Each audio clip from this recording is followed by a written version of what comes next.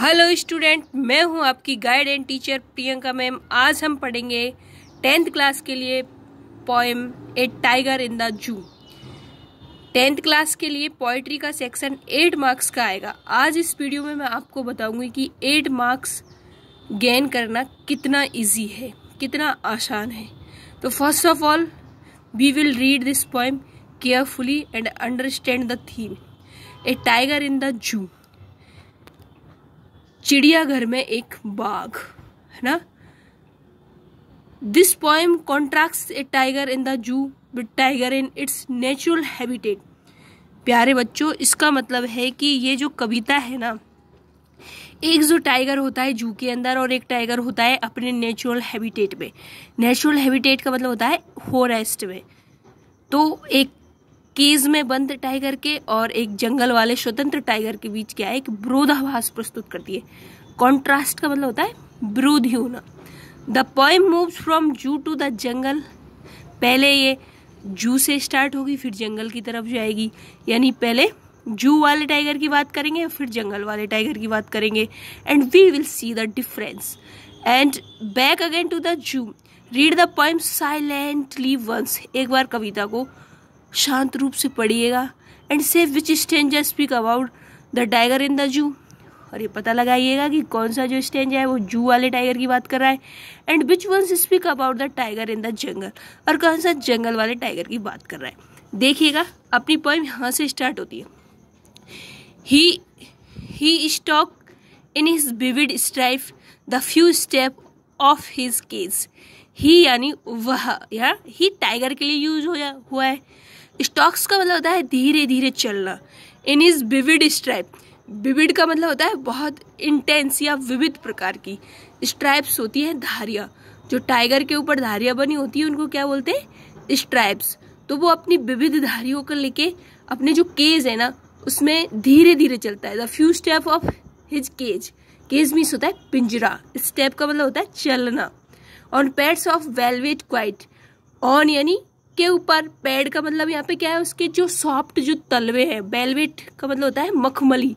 Quite का मतलब होता है यहाँ पे, वैसे क्वाइट का मतलब चुप होना होता है, लेकिन वेलवेट क्वाइट का मतलब होता है मखमल की तरह सॉफ्ट, एकदम मखमल की तरह सॉफ्ट।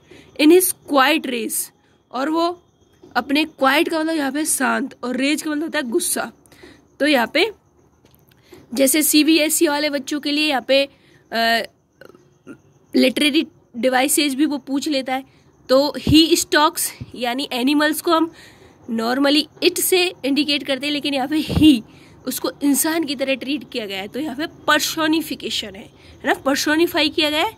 हिंदी में बोले तो मानवीकरण किया गया है टाइगर का, ठीक है।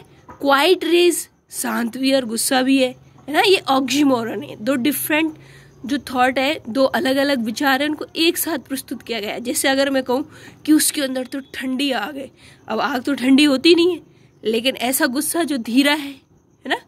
Next stanza, he should B lurking in Shadow. Next stanza move करता है फॉरेस्ट वाले टाइगर की तरफ। वो क्या कर रहा है, ही should B lurking in Shadow, वो किसी पेड़ की छांव के नीचे। लर्किंग का मतलब होता है छुप के देख रहा होगा। Sliding through long grass, sliding through long grass का मतलब होता है, स्लाइड का मतलब होता है छुप छुप के चलना। जैसे स्लाइड करते हैं ना, चट्टानों से फिसलते हैं। थ्रू यानी में होकर, लंबी घास में होकर। नियर द वाटर होल, जहाँ पे पानी पीने के जो स्रोत होंगे वहां पे। सॉरी फॉर डिस्टर्बेंस, लैपटॉप की जो लाइट है वो ऑफ हो गई थी।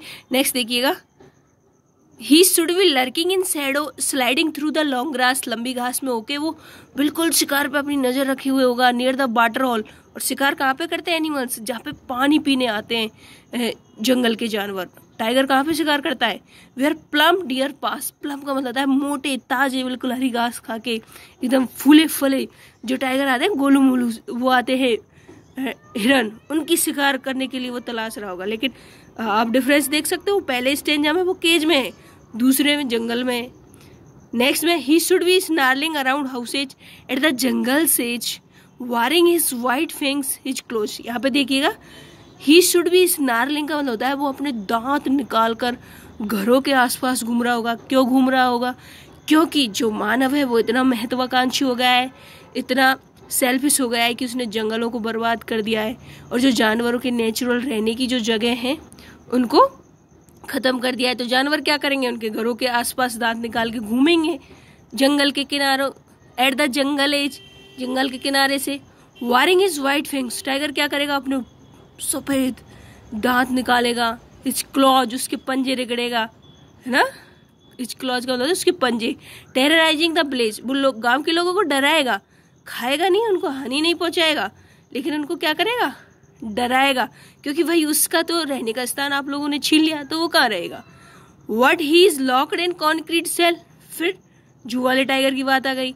यदि तुम उसे कठोर उसमें रखोगे, कक्ष में, कोठरी में रखोगे, हिज स्ट्रेंथ बिहाइंड वार, तो उसकी ताकत तो पिंजरे के पीछे है। Stalking the length of his cage, ignoring visitors, और वो अपने पिंजरे के आगे पीछे घूम रहा है धीरे धीरे और विजिटर्स को इग्नोर कर रहा है, क्योंकि पता है ये लोगों ने मुझे कैद करके रखा है, देख रहे हैं, मान बन रहे, खोल के देखो पता चल जाएगा।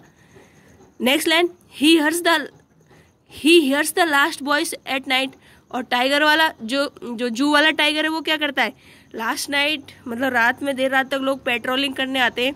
द पेट्रोलिंग कार, पेट्रोलिंग का मतलब है गश्त देने, चेक करने आते जू वाले जो भी होते हैं जिनको अपॉइंट किया हुआ होता है। And stare with his brilliant eyes at the brilliant star, stare with brilliant eyes at brilliant star का मतलब है कि वो सोचता है कि तारे तो यहाँ पे भी दिख रहे हैं, और जो जीप वगैरह आती है उनकी लाइट से उसकी आंखें भी चमकती है। ब्रिलियंट आइज टाइगर का फीचर भी होता है, टाइगर की एक विशेषता भी होती है ना। इस तरह से वो सोच रहा है कि बात तो वही है, यहाँ पे भी तारे दिखाई दे रहे हैं, लेकिन यहाँ पे क्या हूँ मैं, जू के अंदर बंद हूँ, और वहाँ पे क्या, मैं खुला हुआ रहता हूँ। लेजिल नॉरिस ने लिखी है बेल्स, जो पोइट है और शॉर्ट स्टोरी राइटर है, वहीं से ये देखो, इसका राइटर है लेजिल नॉरिस।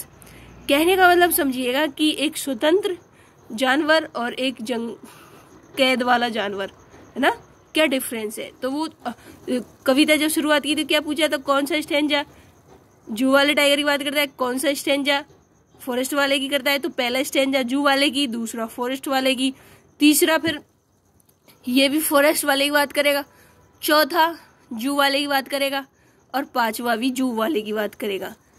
और अब मैं आपको बताऊंगी कि क्वेश्चन कैसे आएगा। जैसे RVSC बोर्ड का जो पैटर्न है उसमें देखो मेरे पास डैश वर्क है, ये if you can see dash work.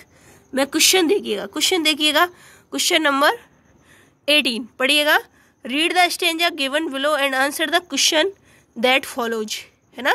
इस स्टेंजा को पढ़िएगा और जो क्वेश्चन है उनका उत्तर दीजिएगा। देखो, word he is locked in a concrete cell, वो एक कठोर उसमें बंद है ना।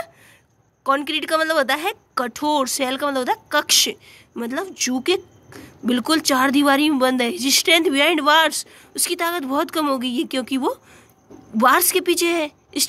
Stocking the length of his cage, और अपनी जो पिंजरे की दूरी है उसको धीरे धीरे चल के नापता है। इग्नोरिंग विजिटर्स, और विजिटर्स में उसका कोई इंटरेस्ट नहीं है ना। जो देखने वाले लोग आते हैं उनकी तरफ उसका कोई इंटरेस्ट नहीं है, क्योंकि वो हैबिचुअल हो गया है कि ऐसे ही आते रहते हैं, लोगों को कुछ काम तो है नहीं, मुझे बंद करके देख रहे हैं, खोल के देखो। Where is the tiger imprisoned now, अब आपको इम्प्रिजन्ड का मतलब होना चाहिए, प्रिजन का मतलब आप जानते हो ना, जेल। इम्प्रिजन का मतलब है कि टाइगर को कहाँ पे बंद किया गया है, आप बता सकते हो, बताओ कहाँ पे बंद किया गया है। The tiger is imprisoned in the cage in a zoo, पिंजरे में बंद किया गया है, चिड़ियाघर में बंद किया गया है। और एक बहुत ही मास्टर जो वो है ट्रिक ये है कि जिसको आंसर नहीं आता है ना पहली लाइन का, पहले क्वेश्चन का, where is the tiger imprisoned, तो पहली दो लाइन लिख दो, he is locked in concrete cell, his strength behind the वार, आंसर आ जाएगा, आंसर आ जाएगा।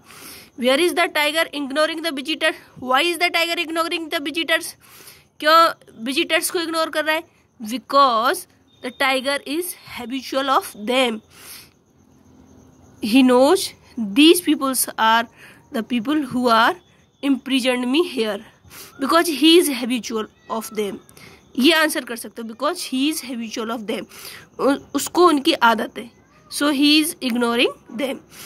इस तरह से देखिएगा, ये दो क्वेश्चन दो नंबर के 4 मार्क्स लाना कितना आसान है यदि आपको पोएम का मीन्स पता है।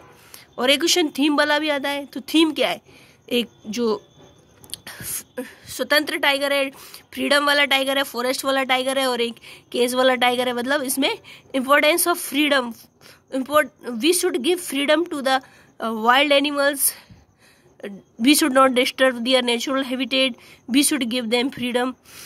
इस तरह से इस पोएम को आराम से आप पढ़ोगे, किताब लेके पढ़ना, हर शब्द का मतलब समझना और उसकी थीम समझना, तो आपको आंसर करना बहुत इजी हो जाएगा। Thank you, have a nice day. Next video में मैं और दूसरी पोएम कवर करूँगी। इस तरह से पूरी पोएम जब कवर हो जाएगी तो सारे क्वेश्चन आंसर इसी तरह से पैटर्न से हम सॉल्व करेंगे। और वीडियो को सब्सक्राइब करें, सॉरी वीडियो को तो लाइक करो और चैनल को सब्सक्राइब करो। सब्सक्राइब करोगे तो हम लाइव आके पढ़ सकेंगे और अच्छे से अपनी टीचिंग को और भी इंटरेस्टिंग बना सकेंगे। Thank you.